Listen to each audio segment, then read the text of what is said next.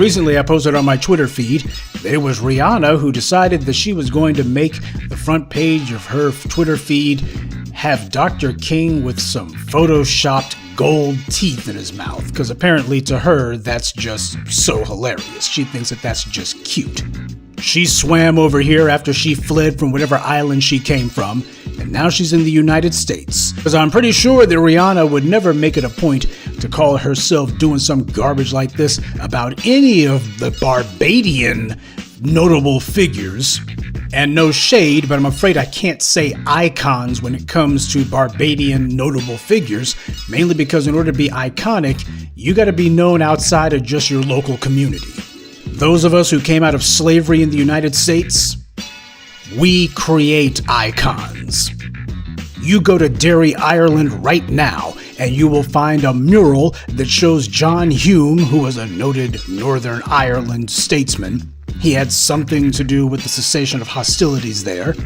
And you'll also see right up there with him Dr. King.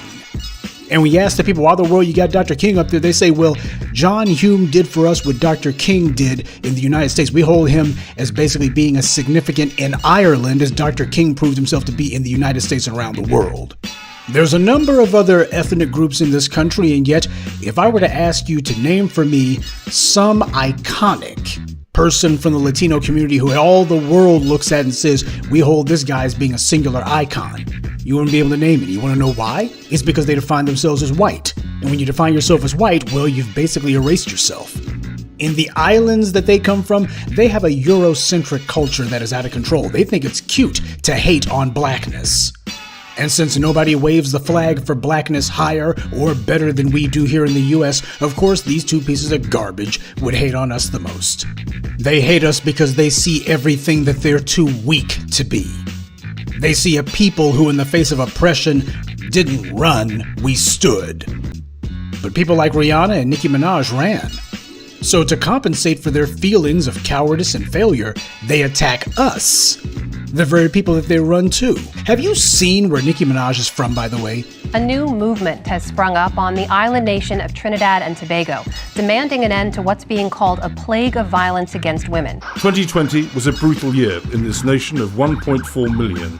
47 women and girls were murdered. More than 400 women were reported missing. Some were found, but it's feared that others were trafficked into prostitution or killed and their bodies hidden. A 7-year-old boy cried for help as his mother was attacked by his machete-wielding father. They found 36-year-old Adana Elaine hacked to death. Her husband hanged himself. Black women in the United States have the right to ride the bus. Meanwhile, back in Trinidad and Tobago, it seems that the black women there don't even have the right to live.